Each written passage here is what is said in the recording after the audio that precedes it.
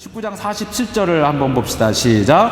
예수께서 날마다 성전에서 가르치시니 대제사장들과 서기관들과 백성들의 두목들이 그를 죽이려고 꾀하되. 여러분, 여기 대제사장들과 서기관 그리고 백성들의 두목들, 이들은 다 종교 지도자들이고 백성의 지도자들이었어요. 그런데 이 사람들이 예수님을 잡아 죽이고자 했던 거예요. 그런데 죽일 방법을 찾지 못하는 거예요. 왜냐하면 많은 백성들이 예수님을 따르고 있었기 때문에.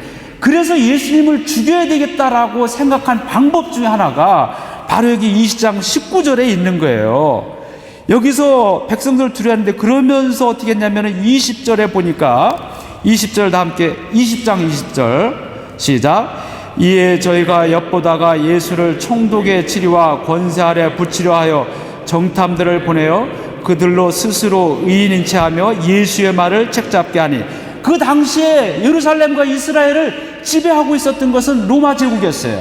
로마 제국의 총독이 거기에서 다스리고 있었는데, 자기들이 직접 사형권이나 이런 재판권이 없으니까 이 로마 총독으로 하여금 이 예수를 잡아서 사형시키게 만들어야겠다, 그런 생각을 하고 로마 정부에, 로마 군대에 반하는 그런 반역적인 그런 어떤 것을 끄집어내자 생각했던 거예요. 그런데 예수님에게서 로마 정부에 반하는, 로마 제국에 반역하는 그런 것들을 끄집어내는 게 쉽지가 않았어요. 그래서 이 사람들이 생각한 것이 뭐냐면, 아까 처음에 읽었던 22절에 우리가 가이사는 로마 황제죠. 가이사에게 세금을 바치는 것이 옳습니까? 아니면은 세금을 바치지 말아야 됩니까? 이런 질문했어요. 여러분, 왜 이런 질문했을까? 좀 엉뚱한 질문 아닙니까? 그런데 여러분, 이 질문에는 예수님을 어떻게든지 곤경에 빠질 수밖에 없는 묘한 질문이었습니다. 여기 지금 가이사에게 세금을 바친다. 여러분, 이 당시에 조금 아까 얘기했듯이 로마 제국이 그곳을 다 다스리고 있었습니다. 당연히 그 식민지로서 모든 세금을 황제에게 바쳐야 됐습니다. 그런데 여러분, 예수님은 어떤 분이었습니까? 하나님의 아들이고 하나님 나라를 전파하고 선포하며 지금까지 살아오셨던 분입니다. 그 하나님 나라를 선포한 예수님께서 사람의 권력에게 복종하여서 그에게 무릎 꿇고 그에게 뭐를 바친다라고 하는 것은 하나님보다도 사람에게 더 복종하는 것을 의미하는 것이 됩니다. 이 말을, 그렇게 살아온 예수님에 대해서 아예 아첨하면서 그것을 예수님에게 확인시켜 줬습니다. 그 말이 바로 21절에 앞에 있습니다. 우리 21절 함께 봉독합니다. 시작. 그들이 물어 가로되 선생님이여 우리가 아노니 당신은 바로 말씀하시고 가르치시며 사람을 외모로 치지 아니하시고 오직 참으로써 하나님의 도를 가르치시나이다. 예수님, 선생님, 당신은 사람에 따르지 않는다는 거예요. 사람의 외모 뭐예요? 사람의 권력이나 사람이 가지고 있는 이 힘, 이거에 따르지 아니하고 거기에 복종하지 아니하고 살아있는 하나님, 하나님의 진리의 도만을 가리키고 따르시는 분이 아니었습니까? 우리가 그렇게 알고 있다는 거예요. 먼저 예수님에게 띄워놓은 거예요. 이게 칭찬입니까? 여기는 이제 아첨이죠, 사실은. 예? 이거 올무에 걸기 위한 그런 아첨이었어요. 그리고 나서 말하기를 우리가 세금을 가이사에게 바쳐야 됩니까? 말아야 됩니까? 이런 질문이었어요. 여기 무슨 얘기입니까? 만약에 지금 가이사에게 세금을 바친다라고 하면 여기 21절에서 자기네들이 말로서 이미 선언한 예수님, 당신은 하나님의 진리만을 가르치시는 거고 사람을 따르지 않냐고, 사람을 보지 않냐고 하나님의 나라를 선포하시는 분이 아니었습니까? 이 말에 위배되는 거예요. 사람의 권력 앞에, 외형적으로 나타나는 사람의 힘 앞에 무릎 꿇고 거기에 복종하는 것이 되기 때문에 예수님 자신이 가리키신 하나님 나라를 세운다는 것과 위배되는 이율배반적인 모순된 그런 대답을 예수님께서 하시게 되는 겁니다. 그런데 여러분, 만약에 예수님께서, 그러니까 예수님의 가르치신 대로 당연히 가이사에게 세금을 바치지 말아야 된다, 그렇게 대답해야죠. 그래야 예수님의 가르치심과 예수님의 삶에 대해서 그것이 일치가 되는 겁니다. 그런데 이 가이사에게 세금을 바치지 말아라 했으면 그 당시에 로마 제국의 식민지 아래 있던 예수님은 어떻게 됩니까? 로마 제국, 로마 황제를 반역하고 거역하는 것이 됩니다. 그러면 로마 제국에 대해서 반역하는 거예요. 그렇게 되면 당장 그 말을 꼬투리 잡아서 로마 군대, 로마 제국에 고소를 하고요, 고발을 하고 로마 군인들이 출동해서 이 로마 제국에 반역하는 반역자를 잡아 가둘 수 있는 것입니다. 이 사람들은 지금 그것을 생각한 거예요, 지금. 당연히 예수님 하나님 나라를 선포하고 하나님의 아들로서 살아온 이 예수님은 당연하게 하나님만을 섬겨라. 무슨 소리냐? 세상을 섬기다니 말이 되는 거냐 말이죠. 어떤 사람도 우리가 그 앞에 복종할 수 없다. 오직 우리가 복종할 분은 여호와 하나님뿐이다 말이지. 당연히 이제 그렇게 얘기할 것이라고 생각을 했고 또 그렇게 얘기할 것뿐이 다른 답변이 없어요. 그런데 만약에 예수님께서 그들에게 바쳐라 했다고 한다면은 거꾸로 지금 하나님보다 세상의 권력에 무릎 꿇게 되는 거예요. 그러니까 이렇게 말해도 걸리게 되고 이렇게 말해도 걸리고 양쪽이 다 바쳐야 되느냐 말아야 되느냐. 바치라고 하면은 바친 대로, 바치지 말아라 하면 그런 대로 두 가지 다 이게 문제에 봉착하게 되는 겁니다. 이 사람들은 이런 질문을 던지면서 속으로 지금 쾌재를 불렀습니다. 야, 드디어 이제 우리가 이 예수라고 하는 사나이를 아주 공식적으로 체포할 이런 그 기회를 잡게 됐다. 이런 생각을 하고 속으로 쾌재를 부르고, 그러나 겉으로는 자기들의 신앙의 고민을 상담하는 척 그렇게 얘기를 했고 질문을 던진 것입니다. 그런데 여러분, 예수님 무슨 답변을 여기에 던졌습니까? 예수님께서 하신 행동이 너무 뜻밖이었어요. 바쳐라, 바치지 말아라는 것이 아니었어요. 여기 23절 우리 다 함께 봉독합니다. 23절 시작. 예수께서 그 관계를 아시고 가라사대. 여러분, 하나님의 일을 하는 사람들, 하나님을 경외하고 하나님의 뜻대로 사람들에게는 지혜와 명철을 주십니다. 지혜라고 하는 건 뭐예요? 그 순간의 판단력과 통찰력을 의미하는 것입니다. 이 사람들이 겉으로는 웃음을 띠고 예수님을 칭찬하고 아부하면서 말이죠, 이렇게 왔지만, 그러나 예수님께서는 그 중심에 무엇이 있는지 그것을 지금 꿰뚫어 보신 거예요. 그 관계를 꿰뚫어 보셨다고 한 겁니다. 여러분, 참 우리가 때로는 실제 그 속내용을 알지 못해가지고 고민할 때가 많잖아요. 지금 어떤 상황이 닥쳤는데 이 상황을 어떻게 내가 판단하고 파악하고 나가야 될지 우리가 고민스러울 때가 많아요. 여러분, 우리에게 지혜와 명철의 근본은 여호와 하나님을 경외하는 겁니다. 하나님의 말씀에 따라서 우리가 하나님 말씀을 경외하고 하나님을 경외하고 그 말씀을 우리가 묵상하고 나갈 때 하늘의 이 세상의 관계, 세상의 잔꾀가 아니라 하나님께서 주시는 지혜가 우리에게 충만하게 되고, 그 하늘에서 내려주신 지혜를 가지고 우리가 살아갈 때 이 땅의 어느 순간에 경험하지 못한, 당황할 수밖에 없는 그런 어떤 상황이 닥친다 할지라도 우리는 통찰력과 판단력을 가지고 바른 판단을 하고 바른 분석을 하고 바른 결정을 하고 살아나갈 수가 있습니다. 예수님을 따르는 자들, 예수님께서 그러시죠. 보라, 내가 세상을 이겼노라. 너희들이 나보다 더 큰 일을 하겠다, 그렇게 하셨어요. 그러므로 여러분, 예수 그리스도의 길을 따라가는 여러분들에게도 예수님께서 어떤 상황 속에서도 당황하지 아니하고 거기에 끌려가지 아니하시고 하늘에 주신 지혜를 가지고 담대하게 나간 것처럼 여러분의 삶 속에서도 그런 지혜로 여러분의 삶을 헤쳐나가기를 주님의 이름으로 축원합니다. 그런 그 지혜가 우리에게 필요한 거예요. 그 지혜를 가지고 예수님께서 뭐라고 하셨느냐? 여기 24절 우리 다 함께 봉독합니다. 시작. 데나리온 하나를 내게 보이라. 네 화상과 그리 여기느냐? 대답하되 가이사의 것이나이다. 데나리온, 돈을 가져오라는 거, 돈을. 그러면서 말씀하시는 거, 돈을 가져왔어요. 야, 여기에 지금 여기 사람 초상화가 그려 있는 거예요. 여기 얼굴이 있는데 이 얼굴이 누구 것이냐? 이게 무슨 말이냐?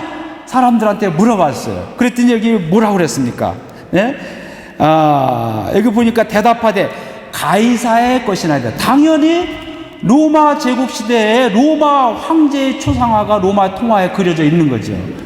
가이사의 그림이 있습니다. 로마 황제의 얼굴이 여기에 새겨져 있습니다. 그렇게 답변을 한 거예요. 이 질문을 던진 사람들, 정탐꾼들, 예수를 책잡으려고 했던 사람들은 예수님이 왜 이런 질문을 하는지도 전혀 감을 잡지 못하는 거예요. 이들은 세상에 잔꾀만이 있었지 하늘로서 오는 지혜를 가지고 있지 못했었기 때문에 예수님과는 뭐 이게 비교가 되지 않는 거죠. 그들이 어떻게 했습니까? 그러자 예수님께서 말씀하십니다. 25절 다 함께 봉독합니다. 시작. 가라사대 그런즉 가이사의 것은 가이사에게 하나님의 것은 하나님께 바치라 하시니. 너무 생각지 못했던 답변에 가이사에게 바쳐야 된다, 말해야 된다, 이런 단답식 유도 질문을 했지만 예수님께서는 그런 단답식 유도 질문에 넘어가지 아니하시고 오히려 거꾸로 그들에게 지금 질문하는 거예요. 이게 누구 거냐 말이지. 여기 가이사의 초상화, 로마 황제의 초상이 있습니다. 그러면은 가이사의 것은 가이사에게 바치고 하나님의 것은 하나님께 바쳐라. 이 세상에 지금 현재 세상의 구조 속에 있는 황제는 황제에게 바치고, 그러나 어떤 세상의 권력 황제라 할지라도 그 모든 것의 근원은 하나님이므로 근본적인 것은 하나님에게 바쳐야 된다라고 하는 그런 선언이었어요. 그러니 그 당시에 유대인들이 가지고 있던 생각 속에서도 세상의 모든 것들은 하나님께서 세워주신 것이다. 그런 그 목회서신에도 있잖아요. 그런 것에도 위배되지 않으면서 또 한편으로는 자기들의 여호와 하나님에 대해서도 섬기게 되는, 둘 다 이율배반적이고 모순되지 아니하고 그런 그 답변을 예수님께서 하시게 된 겁니다. 여러분, 이 사람들이 갑자기 당당하게 쾌재를 불렀던 이 사람들이 갑자기 거꾸로 이 사람들이 당황하기 시작했습니다. 26절 다 함께 봉독합니다. 시작. 저희가 백성 앞에서 그의 말을 능히 책잡지 못하고 그의 대답을 기이 여겨 잠잠하니라. 백성 앞에서 그의 말을 능히 책잡, 그렇잖아요. 바쳐야 된다라고 한다면 하나님의 아들이 하나님보다 세상의 권력 앞에 무릎 꿇는다. 이것은 종교적으로 신앙적으로 모순되는 겁니다. 거꾸로 바치지 말아라 한다면 당연히 로마의 반역이기 때문에 잡혀갑니다. 그런데 그런 대답이 아니에요. 둘 다 만족을 시키는 대답이었어요. 할 말이 없어요. 그래서 여기 보니까 대답을 기여겨 잠잠하니라. 할 말을 잃은 거, 할 말을. 그런데 여러분, 예수님께서 여기에 진짜 던진 숨은 질문이 정말 있습니다. 이들이 이 예수님께서 답변하신 것에 한마디 말도 못하고 속으로만 끙끙 앓았지만 예수님이 정말 이 대제사장들과 서기관들과 백성의 두목들과 이 예수님을 책잡으러 온 정탐꾼들, 세상의 잔꾀만을 가지고 있는 사람들에게 물어보는 핵심은 이거예요. 너희들은 정말 지금 누구의 것으로 살아가고 있느냐? 너의 소유주는 누구냐? 너를 다스리는, 너를 지배하고 있는 사람이 누구냐라고 하는 그런 핵심의 질문을 지금 하고 있는 것입니다. 여러분, 이 당시에 대제사장들과 서기관과 백성의 두목들은요, 어떤 사람이었냐면 로마 제국의 승인을 받아야 되는 사람들이었어요. 이들이 승인을 받고 다 그 자리에 오른 거예요. 이들은 정말 그들이 오직 여호와 하나님만을 경외하는 것, 그 하나님의 말씀 율법을 철저히 지켜야 된다고 했지만, 그러나 그들 속에는 실제적으로는 그 자리를 유지하고 그 권력과 기득권을 계속 가지고 뺏기지 않으려고 하는 그 마음뿐이 그들 속에는 없었어요. 그것이 대표적으로 나타나는 것이 바로 이 앞에 있는 예수님께서 비유로 말씀하신 포도원 비유도 그런 것이고, 이 앞에 성전을 숙청하고 성전을 정화한 얘기도 그런 거예요. 하나님의 교회, 만민이 기도하고 하나님을 만나고 영광의 하나님을 찬양하고 예배드릴 그런 그 하나님의 집이 너희들은 장사 소굴로 만들었단 말이야. 소굴은 뭐예요? 소굴은 그들이 모여있는 장사 본부의 본부, 도둑들의 소굴로 만들었단 말이죠. 거기 모여서 맨날 하는 것이 어떻게 하면 우리들이 이 사람들에게 뺏어서 우리의 부를 쌓을까 말이죠. 세상의 하나님의 구원과는 동떨어진 상관없는, 모든 사람들이 와서 하나님을 만나고 하나님께 예배드리고 하나님을 기뻐하는, 그것과는 상관없는 엉뚱한 그런 그 하나님과 배치되는 그것들을 상의하고 짜고 모의하고 계획하는 그런 소굴이 되어버렸다 이 말이에요. 예수님께서 하신 말씀이 그거예요. 이들의 실제적인 실존은 바로 그런 거였어요. 그들의 안중에는 진정한 하나님의 영광은 없었습니다. 하나님께 대한 예배도 없었습니다. 그들 속에는 자기들이 가지고 있는 것에 유지뿐이 없어요. 그들의 주인은 그들이 질문했듯이 그들의 주인은 하나님이 아니었어요. 그들의 주인은 세상의 돈이고 금전이고 로마 황제였습니다. 예수님께서 그 질문을 하시는 거예요. 그런 질문을 하는 너희들의 진정한 주인은 누구냐? 너는 누구의 힘으로 살아가고 누구를 주인으로 섬기고 살아가고 있느냐라고 하는 그 핵심의 질문을 그들에게 지금 던지고 있는 것입니다. 여러분, 이스라엘 백성들이 어떻게 했습니까? 실제로 우리 통신 성경 공부하고 있는데요. 오늘 나간 여러분들이 이제 봐야 될 공부하는데 13과에 그런 게 있습니다. 사무엘을 그 마지막 사사이면서 선지자로 세웠어요. 백성들이 사무엘에게 요구하는 거예요. 여기 우리 주변에 보니까 다 나라마다 왕이 있는데 우리에게는 왕이 없습니다. 우리에게도 왕을 세워주십시오. 사무엘이 하나님께 묻습니다. 이 백성들이 왕을 세워달라고 했는데 하나님 어떻게 해야 됩니까? 하나님께서 답변하십니다. 이 백성들이 왕을 세워달라고 하는 것은 이 백성들이 나를 멸시하고 나를 싫어하는 것이다. 내가 이 백성들과 계약을 맺을 때 나는 너희들의 하나님이 되고 너희들은 나의 백성이다 계약을 맺은 거예요. 출애굽하고 나오시면서 하나님과 시내 산에서 말씀을 받으면서 그렇게 계약을 했어요. 이것은 쌍무 계약이었어요. 나는 너희들의 하나님이 되겠다. 너희들의 보호자가 되겠다. 너희들을 인도하겠다. 이 백성의 왕이라고 하시는 거예요. 반면에 너희들은 나의 백성이다. 그런데 여러분, 이 쌍무적인 계약을 이 백성들이 파괴하는 겁니다. 하나님의 이스라엘의 백성이신데 이스라엘의 하나님은 이스라엘의 왕이세요. 그런데 이 백성들은 자기들을 구원해 주시고 자기들을 보호하고 인도하신 그 하나님을 배반하고 다른 왕을 세우고자 하는 겁니다. 하나님께서 이걸 아신 거예요. 서운해하시고 진노하셨어요. 이 백성들이 왕을 세우자 하는 것은 실제로 나를 싫어하고 나를 멸시하는 것이다. 그래서 사무엘은 백성들에게 얘기합니다. 너희들의 왕은 우리들의 진정한 지도자, 우리들을 진정으로 인도하고 보호할 사람들은 주변의 고대 근동의 왕들처럼 그들이 아니다 말이지. 우리들의 왕은 오직 여호와 하나님만이 우리들의 왕이다. 하나님께서 이렇게 말씀하시고 우리들이 지금까지 경험했지 않느냐? 그것을 얘기해요.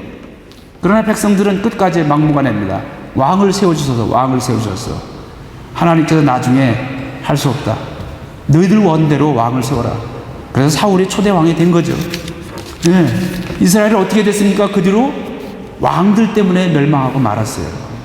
왕들 때문에. 하나님을 섬기고 하나님의 뜻에 맞는 통치로 백성들을 다스리지 못하고 우상과 향락과 사치와 부패와 타락 속에서, 죄악 속에서 왕들이 먼저 앞장서 나갔고 결국 이스라엘은 그렇게 망하고 말았습니다. 그런데 여러분, 이 성경에 보면은요, 왕들을 세움으로써 왕들로 말미암아 멸망하고 하나님께 가장 큰 징벌을 받았지만 그럼에도 불구하고 그 망한 그 역사 속에서도 끝까지 오직 하나님 여호와만을 왕으로 삼고 세상의 눈에 보이는 왕을 자기 왕으로 삼지 않으면서 살아갔던, 끝까지 믿음을 지키고 영의 사람으로서 하늘에 속한 사람으로 살아갔던 많은 사람들이 있습니다. 그 중에 한 사람이 다니엘이에요. 오늘 시간상 찾아보지는 않겠습니다만 다니엘 여러분 어떤 사람입니까? 바벨론의 침략으로 말미암아 젊은 날 바벨론으로 포로로 끌려갔던 사람이에요.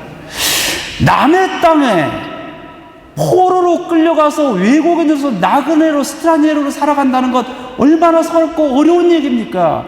눈물 내는 얘기고 희망이라고는 한 줄기 눈곱만큼도 찾아볼 수 없는 그런 삶이 다니엘의 앞길이었어요. 비탄과 저주와 죽음과 비극만이 그것만 남아있는 거예요. 그러나 여러분, 다니엘이 끝까지 놓치고 있었지 않았던 것은 하나님이었습니다. 하나님께 대한, 내가 비록 이 남의 땅 바벨론 왕 느부갓네살 왕에게 끌려왔지만 당연히 그 식민지 포로로 끌려온 사람은 느부갓네살 바벨론의 왕이 자기의 주인이에요. 그 왕의 노예로 살아갈 수밖에 없었습니다. 그러나 다니엘은 그 마음속에 결단합니다. 나의 진정한 왕은 바벨론 왕도 아니고 느부갓네살도 아니다 말이에요. 그 다음에 다리오도 아니다 말이죠. 벨사살도 아니다. 나의 진정한 하나님은, 나의 왕은 태어나서 또 하나님 나라 갈 때까지, 이 생명 다하는 날까지 여호와 하나님, 그분만이 나의 진정한 왕이다. 나는 그의 소유다. 그런 결단을 하고 살아가게 됩니다. 그런 가운데 하나님이 함께 계심으로 희망이 눈꽃만큼도 한 줄기 빗줄기조차도 찾아볼 수 없었던 그의 삶이 어떻게 됐습니까? 변화됐어요. 그 나라 최고의 정상에 오른 거죠. 최고의 정상의 자리에 올랐잖아요. 근데 여러분 어떻게 돼요? 최고 정상의 자리에 오르자 그것을 끌어내리려고 하는 그런 시기, 모함, 질투가 생겼어요. 세상은 그런 거예요. 잘 나가는 사람 결코 놔두지 않습니다. 전에도 그런 말 했지만 여러분 가운데 혹시 전에 없던 시기, 질투, 모함이 왜 이렇게 나에게 닥쳐올까? 여러분 기뻐하십시오. 잘 나가고 있다가 얹힌 겁니다. 하나님께서 야, 너 잘 나가고 있다라는 것을 사람들로 하여금 지금 컨펌해 주는 거예요. 컨펌. 시기 질투 끝날 줄 알았더니 또 오네. 리컨펌해 주시는 거예요. 이거 여러분 기뻐하는 게 두려울 거 없어요. 여러분 실제로 못 나가면은요 우유를 해줍니다. 가서 야 힘내, 내가 식사라도 해줄게. 그러는 거예요. 좋은 거지만 여러분 하여간 시기 질투한다고 해가지고 실망할 거 없어요. 하나님, 야, 내가 잘 나가고 있다는 걸 컨펌 시켜주시는구나. 그렇게 여러분 생각하면 돼요. 다니엘이 그랬어요. 어떻게 했습니까? 30일 동안 왕의 신상 외에 누구도 다른 것에 절하는 사람은 사자 굴 속에 집어넣어야 됩니다. 했어요. 다니엘 알았죠? 다니엘에게 지혜의 상징 아닙니까? 알았어요. 알았음에도 불구하고 다니엘 어떻게 했습니까? 굴하지 않았어요. 내가 섬겨야 될 왕은 이스라엘 예루살렘에 있었을 때도 그렇고 남의 나라 이 이방의 땅에서 스트라니로 살아가고 있는 지금도 내가 섬겨야 될 영원한 왕은 여호와 하나님이시다라고 하는 것을 절대 놓치지 않았습니다. 여러분 30일만 참으면 되거든요. 30일간이라고 했으니까요. 30일 동안 무릎 꿇고 예루살렘을 향해서 기도하지 않으면 돼요. 무릎 꿇지 않으면 되는 거예요. 여러분 기도라는 게 그렇잖아요. 뭐 꼭 무릎 꿇고 그쪽을 향해야만 기도합니까? 버스 타고 하면서 기도할 수 있잖아요. 지하철 하면서 운전하면서 기도할 수 있잖아요. 그렇게 하면 되죠. 무릎 꿇지 않고 서서 다니엘이 하나님 시기가 시기인 만큼 30일 동안은 제가 기도의 형태를 변형시키겠습니다. 그 마음속에는 가질 수 있어요. 그러나 다니엘은 타협하지 않았습니다. 그럴 상황이 되면 그렇게 할 수도 있겠지만 이것은 하나님을 떠나게 만들려고 하는 하나님이 세워주신 이 나를 흔들려고 하는 나의 주인이 여호와 하나님이 아니라 이 세상의 이 바벨론 왕과 이 세상의 왕이라고 하는 이 시험이라고 하는 것을 알고 있었기 때문에 다니엘은 그것과 타협할 수가 없었어요. 다니엘은 선언합니다. 내가 비록 이 남의 나라 땅에서 이 자리에 있지만 나의 왕은 오직 여호와 하나님 당신뿐입니다. 30일 동안 그는 하루에 3번 했던 대로 무릎 꿇고 그거 했던 대로 하나님께 기도합니다. 잡혀갔죠? 왕에게 잡혀갑니다. 왕은 사실 다니엘을 사랑하는 편이었어요. 왕의 질문에 다니엘이 뭐라고 합니까? 아마 이런 풀이하면 이런 거였을 거예요. 왕이시여 감사합니다. 그러나 내가 진정으로 섬겨야 될 왕은 죄송하게도 당신이 아닙니다.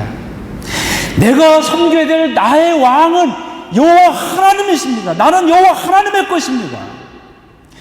당신이 오늘 나에게 이 많은 월급을 주고 그 덕에 내가 살아가고 있지만 당신이 주는 이 동전 속에 당신의 초상화가 그려져 있지만 내가 이것을 가지고 먹고 살고 있지만 그러나 당신이 나의 주인이 아닙니다.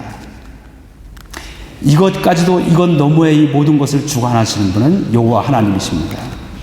나는 영원히 여호와 하나님의 소유된 자고 하나님의 백성이고 그만을 섬길 것입니다. 그런 그 믿음의 선언이 이 다니엘 속에 있었던 거예요. 세상에 보이는 이 물질과 동전, 이 모든 것들, 여기 대제사장들과 서기관들과 백성의 두목들은 말로는 겉으로는 하나님의 영광, 하나님의 소유된 백성이라고 했지만, 그러나 그들 속에는 세상이었어요. 로마의 황제와 가이사에게 매여서 그들을 자기들의 주인으로 삼고 그들의 노예가 되어서 살아갔던 사람이었습니다. 다니엘은 거부합니다. 거기에서는 조금도 자기 믿음과 신앙 앞에서는 눈꼽만큼도 타협이라고 하는 것은 찾아볼 수 없었어요. 나는 하나님의 소유다. 오늘 예수님이 던진 질문이 바로 그것이었습니다. 이 세상의 잠깨를 가지고 질문을 던지고 잡아두려고 하는 이 안타깝고 어리석은 사람들아, 너희들의 주인이 진짜 누구냐 말이죠. 예수님께서 던지시는 질문이 그거예요. 이제 그 질문은 2000년 후에 오늘 우리들에게 지금 던져지고 있습니다. 여러분들은 무엇을 주인으로 삼고 계십니까? 여러분의 소유주는 누구십니까? 여러분은 무엇의 노예가 되고 있습니까? 나의 소유, 나의 생명, 나의 물질, 나의 재능, 여러분의 인생, 여러분의 삶 속에서 정말로 이 모든 것 하나님의 것입니다. 그렇게 고백하고 계십니까? 말은 그렇게 고백하지만 실제의 삶 속에서는 이 세상의 동전의 물질의 자본의 노예로 살아가지 않습니까? 여러분의 일이라고 하는 것, 여러분의 재능이라고 하는 것, 여러분에게 주신 이 달란트라고 하는 것, 이것의 노예가 되진 않습니까? 오늘 우리 주님께서 그 잔꾀를 가지고 있던 정탐꾼에게 던진 질문, 너의 주인은 누구냐? 세상이냐 하나님이냐? 세상에 속한 사람이냐 하늘에 속한 사람이냐? 그 질문을 오늘 우리에게 다시 한번 던지십니다. 우리는 세상 속에 살고 있습니다. 그러나 여러분, 하늘에 속한 사람입니다. 세상의 물질과 이 모든 것들을, 문명을 우리가 함께 이용하고 사용하고 있습니다. 그러나 우리는 영원히 하나님 나라에 속한 사람들입니다. 이 모든 것들, 여러분의 생명과 가지고 있는 모든 것, 하나님의 소유고 하나님의 존재된 우리들입니다. 사랑하는 성도 여러분, 사순절입니다. 주님의 십자가를 바라보십시오. 나를 있게 만든 나의 존재의 근본이고 나의 존재의 근원입니다.